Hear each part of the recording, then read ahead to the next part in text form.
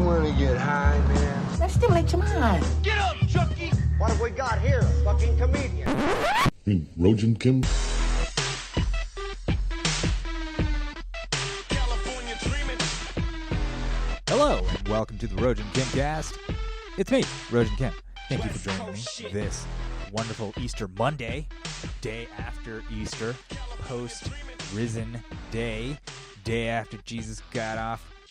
No, he didn't get off the cross. He rolled the rock away. The rock was rolled away. He came to be like, what did he do in those 3 days? I mean, he was around for 3 days. First of all, let's get it for Jesus Christ, everybody. Jesus, of course, is a success story about an at-risk young black man with an absent father, right, who made it, despite all the odds. And I think he needs to be celebrated for that, okay? There's a lot of vulnerable people in our society. It's a good thing, though, you know, I'm glad that nobody went and told the Romans, you know, to put one in his head, you know, when they were putting him up, you know, to stop him from turning. You know what I'm saying? Because he's a Jewish zombie, guys. All right. Is that, am I the bad guy? I'm the bad guy, not the Romans who put him up on the cross, not the Jews who picked Barabbas, the convicted murderer, to be freed instead of Jesus Christ. I'm the bad guy, random Korean guy, whatever. Named Rojan Kim, and you're listening to the Rojan Kim cast. Thanks so much. Hope you had a nice, weird Easter. Wasn't it a weird? I don't know if you're religious, you know, Passover, Easter, whatever, bunny, all that stuff, matzo balls. You know, I'm not particularly religious. I grew up Catholic, so I know about it. Been on a couple Easter egg hunts myself. Dodged a couple handsy priests myself. And not just priests, let's just be fair. A lot of handsy men. We're coming after this sweet, young, little piece of yellow meat. You all want a taste of that egg roll? And you know what? I think I avoided them unless I'm really good at repressing memories, which I don't doubt at all. Wow, it's been 2 minutes. I'm already talking about my potentially repressed sexual abuse. That's... Hey, I gotta tell you, growing up in LA, I saw more adult dicks as a child than any child should. More than fucking an altar boy, I'm sure. Like, there were guys just wagging their dicks at me when I was a little kid. Flashed, I'm telling you. Flashed. Why am I talking like this? Yeah, one time I fucking was walking home from school. This dude on a motorcycle was just like, hey. And I looked, and he was wagging his dick at me. While one handle, I mean, I was actually more impressed he could actually, you know, drive the motorcycle with one hand while he was shaking his dick at me. The whole thing is a sight to see, and I will never forget it. That's not even the first time. There's more than one story. Another time, this dude was jerking it in his car, and he was sitting shotgun with his buddy. It was two guys. I don't know. This is too much for a little kid to see. Been almost lured, a lot of luring, a lot of guys going, hey, come here, kid, come here, come with me, and me being like, I don't know. I think I saw an after-school special about this. I don't know, man. You know, a lot of guys just kind of doing a little bit of the old, come on, hey, come in, hey, come on, hey, come on, I got a little, come in. Yeah, I remember one time my stepmom saw it and was like, what are you doing? And like grabbed me. And then she yelled at me. Fucking yelled at me about it. And then at night, there was a story. I remember this is the kind of things that really burn to your brain, you know, when you're a kid. Like, remember there's a news story about a kid that was kidnapped and they had a graphic. It was a drawing, but it was like really, you know, dramatic drawing of this child bound and blindfolded in a chair. And then I remember my stepmom pointing to that picture, looking at me and being like, that could have been you. That was, of course, her parenting, top parenting from a top parent. Well, not necessarily. She left. She's gone. She's not even the current stepmom. Current stepmom is actually, I think, younger than me, possibly. I don't know. We don't know. She maybe some Chinese lady in Texas. Chinese coronavirus. All right, here we go. Was she the chick who ate the bat? It could have been my dad's new wife who ate the bat. Started all of this. I don't know, because we're kind of estranged. Not really my fault. He left. He split town with her, and I mean, he could have just been like, yo, I fell in love, I'm splitting town. I mean, I would have been like, all right, fucking crazy. But instead, not a word, and he just left. So, yeah, Godspeed. I put the ball in his court. He's got my number. You know what I'm saying? A lot of people are like, oh, you should be respecting your father and all that. I guess, but, after running off, with wife number 6, and I'm actually just telling this. I have no idea. I'm just telling a story that maybe he married this lady. I have no idea. I'm hoping he did. That's his MO. He was on 5, so 6 is natural, right? So anyways, this is, again, I'm on minute 3. I'm talking about the deepest pain in my life. I'm just kidding. I talk about it in a podcast. I have a whole podcast where I talk about it. My life's an open book up to a point. Some of those pages are sticky shut. Sticky shut? No, that's not a word. They're stuck shut with my jizz. All right, I'm sorry. I apologize. What is this goddamn episode about? This is episode 149. I wanted to talk about the prisoner's dilemma. Okay? What the fuck is that? What is that? The prisoner's dilemma. Well, all right, maybe a little background. Why am I talking about the prisoner's dilemma? I'm talking about it because so Joe Rogan Experience had a guest, Eric Weinstein. You know the guy, smart dude, mathematician, manages Peter Thiel's money or some shit. So I don't know, runs blood bags of the young to him. I don't know, whatever. Smart guy on the rogies. So here we go. He started talking about CDC and how they misinformed the public, told them that masks didn't work, and then went around, told them that they did work, and he started talking about the prisoner's dilemma, and he was trying to get at why they were doing it, and the thing about this guy is he's too smart a guy. He's a mathematician, he's too smart a guy, so he doesn't want to just be, he's not a rabble-rouser like me. You don't want to come out and say they're fucking either morons or corrupt. You don't want to come out and just say it, okay? So he had to kind of frame it all in this, they were playing a prisoner's dilemma and trying to, and in this way, he's sort of giving them the benefit of the doubt. Now you're still going, what the fuck are you talking about? Okay, I'm going to get to it, all right? I'm going to get to it. Okay, so what he was talking about was the CDC and how they at first said masks don't work, and then recently they were like, okay, everybody should wear one. And so, what the fuck? Why did they do that? And and the fact that they did that actually could cost lots of lives and was probably counterproductive to the original intent of why they were doing that. And so let's go back to where I started. Prisoner's dilemma. What is it? Okay, the prisoner's dilemma is a little thought experiment created by, I don't know who the fuck, Mr. Prisoner or some shit, Mr. Dilemma. I don't give a fuck.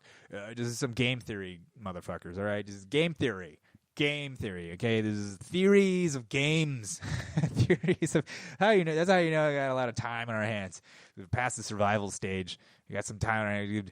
Theories of games. But I think there is some importance to the idea of game theory because it's about human behavior and also crowd behavior, mass behavior, individual behavior, all that stuff. It's a way of looking at all that stuff. So I get it. Okay, and now let's look at this particular one, the prisoner's dilemma. It's a thought experiment where they say, imagine you had 2 prisoners. Okay, imagine the cops caught 2 guys together. All right, split them up, put them in separate interrogation rooms, and the thing is, each interrogation room has cops, right, interrogating the separate prisoners and saying to them, you better rat out your friend because your friend is ratting you out right now. So if you rat him out first, we might be able to be give you a deal and you could testify against him, right? And they're telling the other guy the same thing. So both prisoners are being told by the cops that the other guy is about to rat you out unless you say something first. Right? And then you can testify against him. So that's the prisoner's dilemma. What do I do? So what are the moves? The move is, so first of all, there's 2 perspectives, right? You got the perspective of the individual prisoner, and you have the perspective of the cops and the outcome of both prisoners. For the cops, what do the cops really want? The cops, what they really want is for each guy to believe the other guy is going to rat him out so that they rat each other out. Okay? So that's sort of preemptive move, right? You're basically convincing the guy. You've seen this before in TV shows or whatever. It's like, I got a statement here from your friend saying that, and then the guy's like, no, it was me. He was the one who did it, and then he ends up ratting out his friend. Okay, and it's easy to see why the cops have the advantage in this because they know what's going on in both sides, right? Meanwhile, the prisoner has no clue. only going off what he thinks might be happening and has to act on that. So there you go. So they could rat each other out. Okay, that's one outcome. One outcome is one prisoner is like, fuck this, I ain't ratting. The other one rats him out, right? And then he gets fucked, right? In that case, so the first instance where they both rat each other out, they're both fucked. In this instance, there are two instances where one rats the other or the other rats the other. So only one of them's fucked. I mean, per se. The other one gets a deal, but the other one's fucked, okay? And then the final outcome is that they both stay quiet. And this is actually the most ideal outcome if you think about it for the prisoners. When neither of you rat, then they got nothing.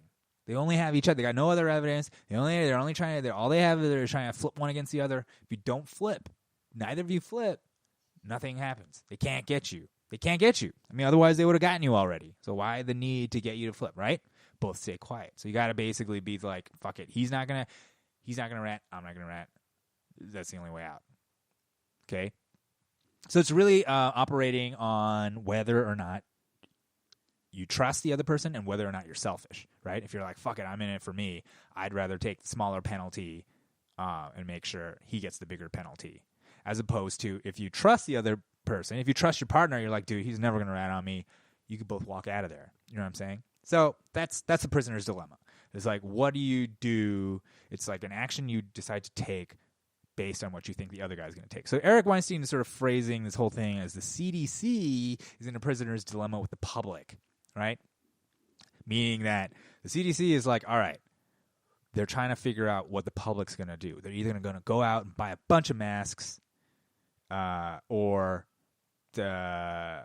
well, basically, that's what they're thinking. Okay, that's basically what they came to. I mean, I don't know what I have no idea what they're thinking, but it just seems to. That's what Eric Weinstein's saying is like the reason why the CDC said, "Hey, masks don't work," is because they're figuring if they tell people masks do work, everybody would just run out and buy masks, and then there'd be no masks left. And then what are we gonna do? But here's the issue: there aren't any masks anyway because of the supply chain, because of the whole thing I've been ranting and raving about the just-in-time inventory, about all that stuff. That's why. That's why. Not because people. I mean, yeah, people will buy them all up, but there's supposed to be a whole supply chain getting this shit to the hospitals, right? There's the public and there's hospitals. Why would you tell the public not to protect themselves, thinking that, we might need all these masks for the hospitals because we have a shortage of masks because of all the mismanagement and greed, right? So instead of just coming out and being like, okay, public, here's the thing. We kind of fucked up here and we got a mask shortage. So if you could just make a mask at home and we're going to kind of divert the supply that we have to the hospitals and then try to fix the supply. Look, it's our bad. Our bad.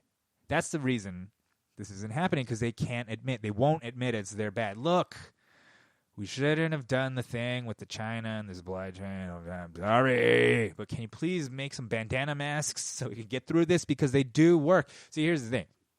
Plenty of data now. There's two guests so far on the fucking Rogies that was all about the masks and that data behind the masks, right? Even one from the Lexi Friedman guy was talking about the Czech Republic shit, the Czechia, the masks for all thing. It's like the shit works because it's based on the principle of, again, it's kind of like the prisoner's dilemma, right? It's like the prisoner's dilemma. It's like, how do you act based on what you think the other people are going to act like, right? So in America, we're selfish. Fuck, they're after me. They're here. They've come. Oh, I'm sorry. It's a helicopter. All right. No, we're okay. They're not coming. All right.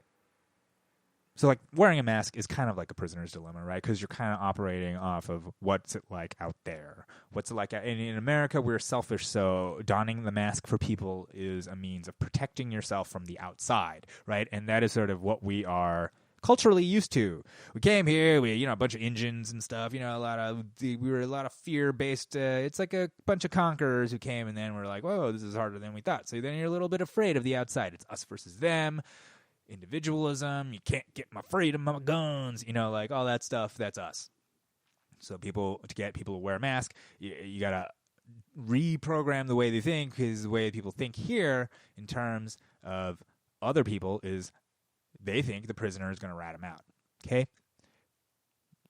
The public as a whole in America is in a prisoner's dilemma with the rest of the public, in which they don't trust them. Okay, they don't trust them, so they just feel like they're going to rat you out, right? They're going to get you sick. That's why people wear masks. But now, what you're hearing from Weinstein, what you're hearing from Friedman, what you're hearing from these data scientists about the efficacy of masks is that the reason that they work isn't just to protect you from others, which there's a bit of that, but it's more to protect others from you. And that's like a wild thing for Americans. It's like, why do you need, I'm good. Why do they need protecting from me? Why do they need protecting from me? There's this underlying notion that you are good and they are bad. So how could you possibly do anything bad to them? Right? How could you? Engines are bad. Engines are bad, not me. I'm good. How could I possibly be doing anything bad to this engine that I'm scalping to collect the bounty on? How could I be doing anything bad when clearly they're the bad ones?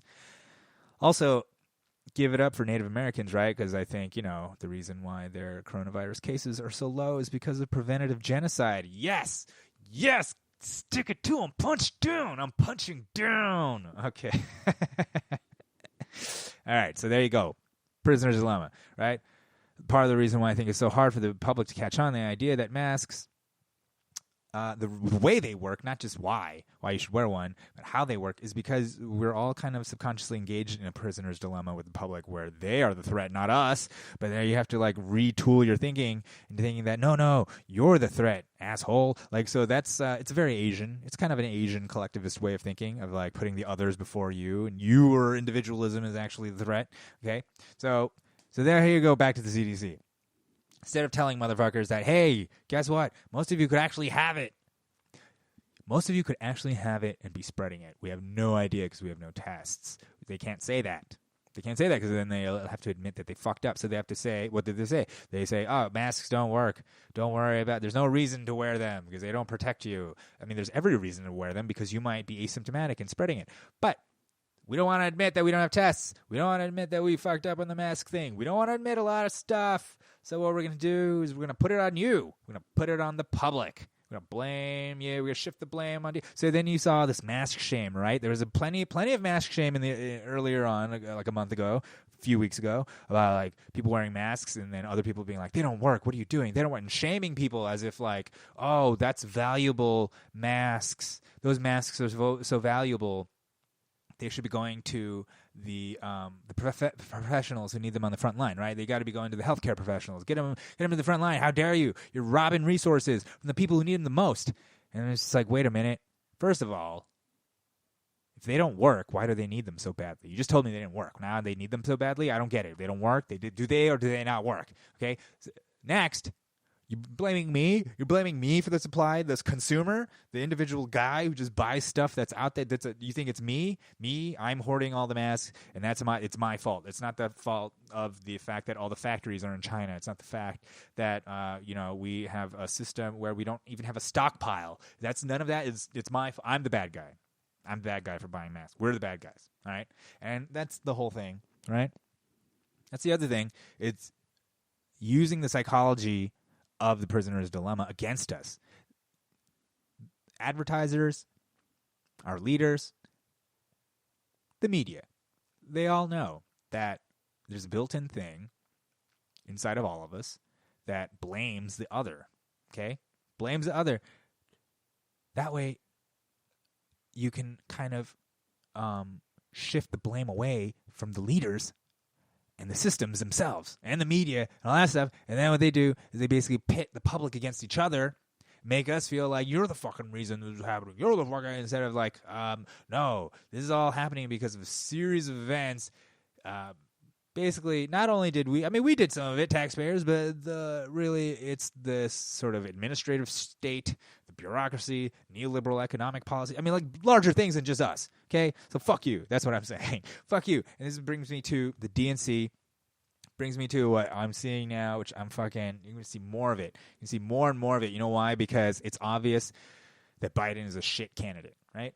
Biden is a shit candidate, just like Hillary was a shit candidate, and it's completely obvious.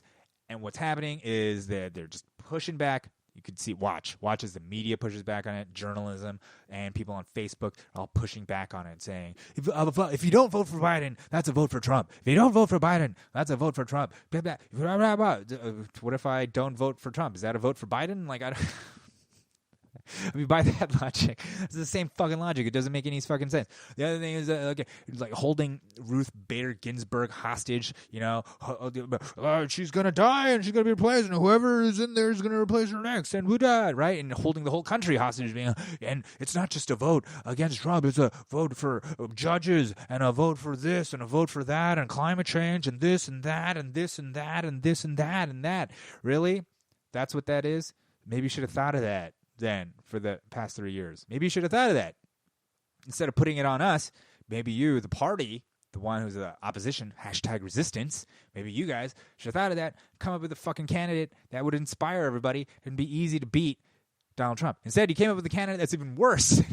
It's even worse than Hillary. It's less inspiring. People are probably not going to vote for him, and then you're going to shame him and say, the reason why Trump is winning is because of you. It's like, really? That's why? Not because of the shitty game you played for the impeachment, right? Because of the Russiagate. 3 years. 3 years you had the AOC, the squad. You had the squad. What happened to the squad? We had the fucking left wing of the party squashed. What happened there? Is that whose fault is it? Is that our fault? The public's fault? The public seemed to want to vote them in, but no, it's your fault for not wanting to vote for this shit. Piece of shit that we're putting piece of old shit. It's a piece of old shit. The fucking morons have succeeded in creating a unique event in history. I said this before, right? Where they made the incumbent president the anti-establishment candidate. You fucking idiots. How'd you fucking do that? How are you gonna and then you're gonna put it on people. You're gonna say it's your fault. It's your fault that Trump no, it's your fault. That's why somebody said to me, that means you're voting, because I was like, I'm never voting nationally again. And then she was like, that means you're voting for Trump. And I was like, no, you are. I'm like, well, fuck you. No, you can't put that on me. I'll put it on you. Put it on your system. Yeah, right? What better way to resist than participate in the same broken system that's failed us, huh? That's the answer. And then to shame the people. Shame on you for not voting in our broken system that's a farce. Shame on you for not participating in what is clearly a ridiculous grift. Shame on you. Fuck you. All right, that's how I feel. Also, look, let's just really think about this. Why are you acting like the popular vote even matters, right? Isn't that how you guys lost last time? Isn't that how the Democrats lost last time? And they're going on and on. Hillary won the popular vote. Hillary won the popular vote. Hillary won the popular vote. And then, when it comes down to like Bernie, it was like, well, maybe delegates matter more than the popular vote. Maybe the delegates actually matter. And by then, Bernie had lost steam. I don't know. I don't think he really wanted to do it. I'm just going to be honest. I don't think he really had it in him. And with this pandemic coming, I think it's just too much. I think it was just I got to see some titties. He saw some titties run at him, and he was just like, had enough. And whatever, man. It's fine. And plus, I don't blame the guy. It's not fair to put it on all these old fucks, all these old boomer fucks. We're the young people. What the fuck are the young people? We're the fucking... All right. Yeah, so don't fucking put this on me, all right? The popular vote doesn't matter. You know why? There's an electoral college. I live in fucking California. I lived in California and New York. All right, it doesn't fucking matter if I voted for fucking Gary Johnson. It doesn't matter. Okay, the electoral college virtually guarantees that the fucking state is gonna go with the party, whatever the party. And this is a blue state. It's gonna go with the blue fucking. I'm not gonna single-handedly turn California red. It doesn't even fucking make sense. Everybody knows there's only like 5 states, right? It's 5 states. Whatever, Ohio, Pennsylvania, Michigan, Wisconsin, whatever. It's those states. You got to win those states. Biden, are you going to win those states? Hillary, did you win those states? No, Hillary didn't. She wasn't even there. She didn't even go there. Biden, you going to win those states? Biden doesn't even know what state he's in now. It's not even a fucking joke. That's the thing. It's like a... It's not even like a funny... thing. It's like he literally has dementia. We all see him sundowning. We're watching Joe Biden sundown. We're not even sure he's going to make it to the debate in fucking August or September, whatever the fuck. How is he going to make it through this whole coronavirus? We don't even know if he's got it. We have no idea. CDC doesn't even know if he's got it. CDC is playing a prisoner's dilemma between Trump and Biden and basically figuring they both got it. I think that's the only way out of that dilemma, that they both got it. Fuck. Dude, fuck that. Russiagate, 3 years of Russiagate and impeachment. Do you know how much money that actually cost us money? That cost us time. All this time that we could have been preparing for this fucking pandemic. All this time that we could have been preparing with a candidate that could tackle on all these problems, that could tackle the problems. They could take on Donald Trump. They don't want to win. I think that's what it comes down to. I think impeachment, honestly, when they doubled down on Russiagate and went to impeachment, I even gave him the benefit of the doubt. I was like, all right, 3 years. You really thought the guy was a puppet. You had no evidence, but you were so sure you'd find some. You went ahead and did it, and then you didn't fucking find any. You didn't even find any. These are the same people who killed Kennedy. These are the same people who did 9/11 and killed Epstein. You can't find a shred of physical evidence to fucking frame the dude. Of course. Of course they didn't. You know why? Because they didn't want to impeach him. Okay? They don't want to lose to Trump. I mean, they don't want to win. They want to lose to Trump. You know why? Because the opposition gets to stay the opposition. And meanwhile, pass his legislative agenda. Give him his fucking military budget increase. Give him his tax break for the rich. Give him his fucking Space Force. Give him his wall, right? NDAA, Patriot Act. List goes on of all the executive powers that were expanded by the House while they were impeaching him. That's why it's all fucking farce. That's why it doesn't. That's why, Nancy Pelosi with her ripping of the thing and her passive aggressive, the clapping, and everybody's like, what a hero. It's fucking bullshit. So, see how she jumped up and fucking all those Democrats applauded for Juan Guaido, who nobody even knows who that guy is in Venezuela, is essentially a puppet that the United States wants to put up, and bipartisan support for him. Yay, he's of the people. It's just like, what is... That's what I'm saying. That's why you can't listen to these people, man, trying to shame you. No, shame on them. Turn it back on them. Ask them why Biden is the best we got. Huh? Ask them where Obama's been. Ask him that. Ask him that. Don't fuck that. And this is, I'm gonna okay. Ranted and raved. Prisoner's Dilemma. DNC with their own prisoner's dilemma, right? They're basically figuring people won't vote. Basically, and they're right. And then what are they doing? They're trying to use shame. Instead of creating an inspirational candidate, an inspirational platform, a reason for people to believe in them, just a reason for people to believe it, like they did with Obama, like they did with the Obama, and that Obama could have maybe helped with. Instead, they had the guy who wasn't Obama. That's who we've got. And they're like, remember Obama? And it's just like, Jesus, fucking throw Michelle in there. But they won't because they're too smart. The Obamas are too smart. Are you kidding? They know Trump's going to win, and they don't want to win. See, none of this makes sense if you don't factor in they just don't want to win. It's a farce. It's a two-party farce. Bipartisan grift. Okay? And that's why we got the only thing we have, okay, it's not left versus right? It's fucking us versus them. It's populists versus elites. Okay? The populism is what Trump harnessed, got himself in the White House. Sanders was also harnessing that populism. Could have had two populists against each other. Instead, we got establishment versus populist. Oh boy. So we'll see. We shall see. Not looking good. Honestly, the we shall see is just, what's the virus going to do? That's really more exciting than anything else.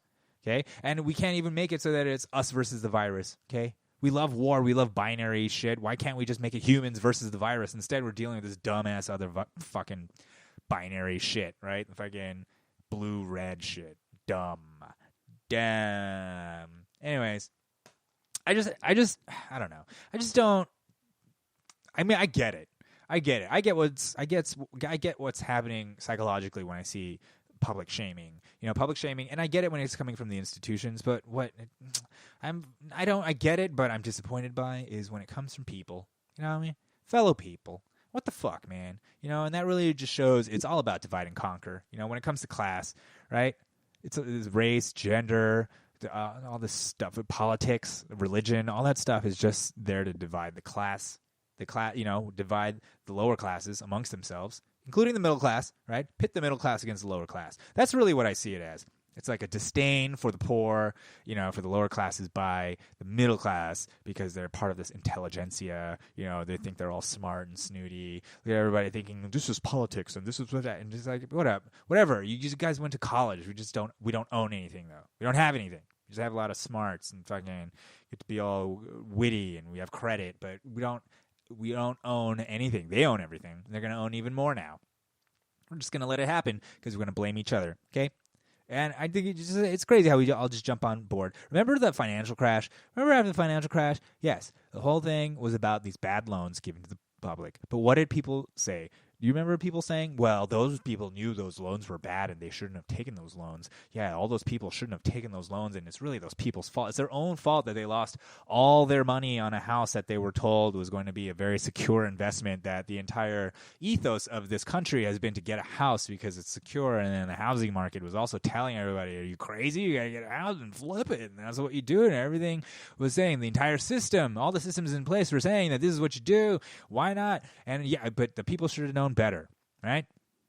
People should have known better. Yeah, you know what? Yeah, people should know better. That's why, you know what we should do? Let's remove all the stoplights. How about that? Let's take over all the traffic. We know better. We all, yeah, there's chaos, and yeah, there's all this, but you know what? We know better. Everybody knows you got to stop and let the other person go. Everybody knows that. Why don't we do that? Why don't we do that? Why don't we do that? Huh? You know what? We did do that before there were stoplights. And guess what? It was fucking chaos, okay? Because, yeah, everybody knows what to do, but they also factor in what they think the other person's going to do. Prisoner's dilemma. We're back at a full circle. God damn it. I love, what am I? Am I in improv? Is this a Herald? What's going on? Yeah. All right. That's what I'm saying. Prisoner's dilemma is like when you're at a fucking four-way intersection, there's no stoplights. You fuck it. What are you gonna do? Is the other guy gonna go? I'm gonna go. Everybody's gonna just fuck it. I'm gonna go. Yeah, everybody just goes. I'm gonna. You know, if everybody is just like, if you wait for the other person to go first, maybe that might.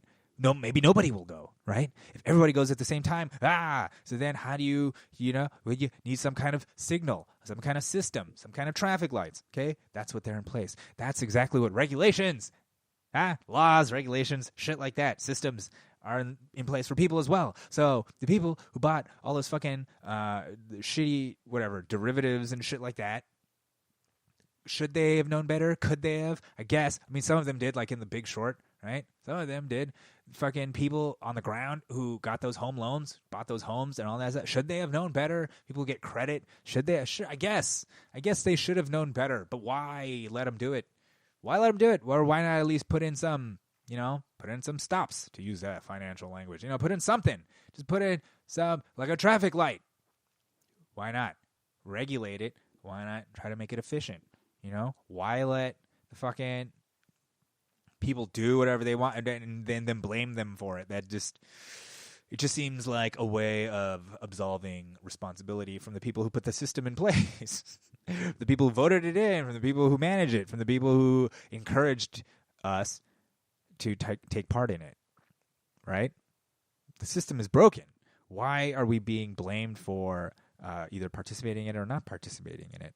Okay, it's just like shaming people for recycling. And yeah. Should we recycle? Sure. I mean, is there evidence that it doesn't really work or do anything and that it actually creates more waste? Yeah, there's actually lots of evidence of it. You probably should look at it, but it's not cool, not kosher, okay? Not cool to talk shit about recycling.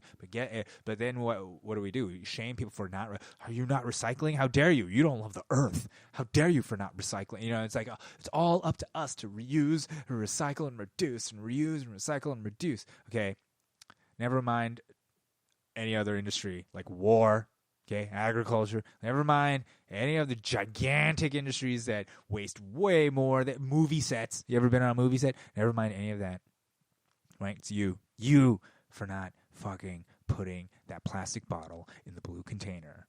You're the reason Australia is on fire, okay? Now that's just, come on. Yeah, it's me. I'm the reason, not the entire system, not the fact that the entire country generates 4 times more trash than any other country on this planet. But it's me. I'm the reason. All right, whatever. Right? So, basically, what is my point here? My point is, there are people in charge, right? It's not a real democracy. This is a representative democracy, right? A representative democracy. We elect leaders.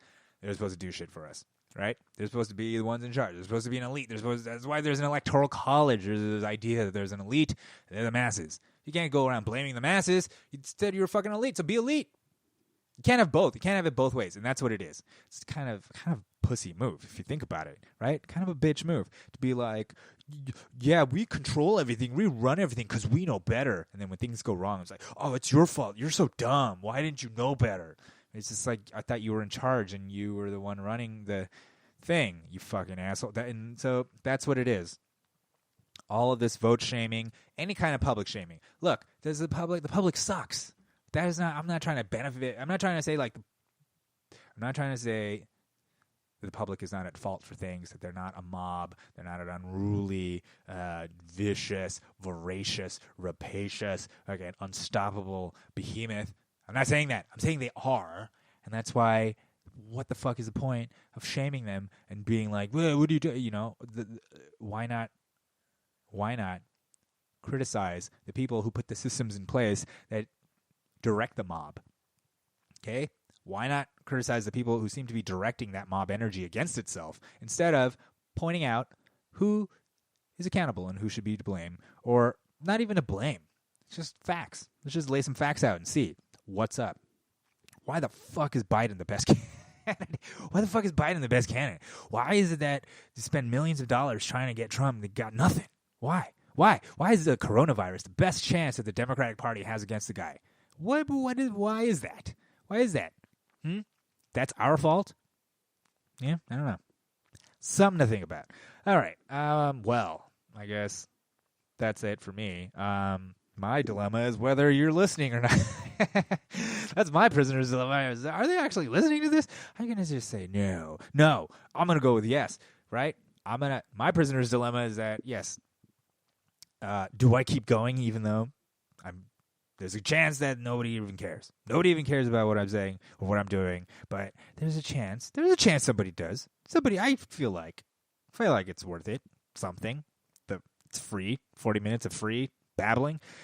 All right. Well, anyways, I don't know if this clears things up. Well, if anything, I wanted to just clear up what I thought Eric Weinstein was getting at with this whole, like, pussyfooting. He was kind of pussyfooting around with the CDC, saying they were doing this prisoner's dilemma, and Joe didn't quite understand, and nobody was quite understanding. And this is what I'm saying. Okay, the CDC is a bunch of morons, all right? Or they're corrupt. It's one of the, or both, right? They're a bunch of corrupt morons, let's say. And in one of the moronic things they did was they said that masks didn't work because they thought the public would go out and hoard masks because there was a shortage of masks that they knew about because of the supply chain and just-in-time inventory shit that we've been doing with China. Okay? They knew all that.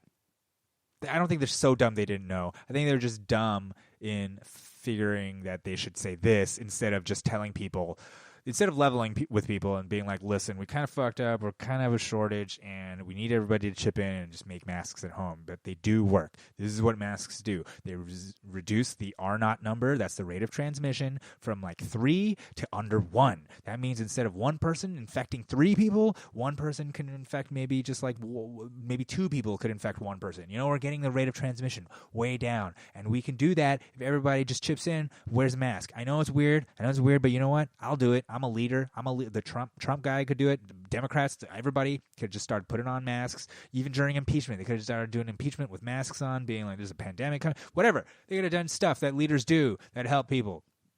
But they didn't. Okay? Instead, they're like, they don't work. And then they're like, they do. Because they had to cover up their own ineptness, their own corruption, their own incompetence. Okay? With more inept, corrupt incompetence. Hooray! So, I don't know. I know the Democrats are all like, Trump cut their budget. Should have given... I just don't... I kind of feel like it was good that he cut their budget. They seem to suck. They don't seem to be doing... I don't know. I don't know what the answer is, guys. I just know that, like, don't fall for the okie doke. You know what I'm saying? During this time, the public's being divided against each other. It's a perfect opportunity. You know, crisis, opportunity. You know what I'm saying? The opportunity is being taken to pull the wool over the public's eyes. Right? To make us feel like we're all at fault and that they're not at fault. And by they, I mean the people in power, the people who take all the money, the people who run shit, who claim to be our betters, right? Those people, they're not doing shit for us, man. They're not. And until then, until we realize that and fucking unite, they're just going to keep rolling us over, man. They're just going to get it. It's just fucking all the way back to the slave times. You know what I'm saying? Divide and conquer. That's all it is. That's what it is, and that's what we're heading toward. This is a type of neo-feudalism, man. I'm telling you, we're heading there, and our own middle class is gonna cheer us all the way. We're gonna be like, yay, neo-feudalism. Maybe perhaps we will be vassal lords. You know? Yeah, right. We're all gonna be peasants, and then maybe then we'll fucking unite. Who knows? Who knows? There's always that. All right, guys. Well, thank you for listening. Thank you for joining me for this episode, number 149 of the Rosen Kimcast. You can find me, you know where, online, on the Twitter, on the Instagram. Find me on YouTube. Find me on Spotter. Find me on Stitcher. Find me on Spotter. Did I say Spotter? Spotify. Google, Apple, whatever the fuck. Find me out there. Thank you so much for listening.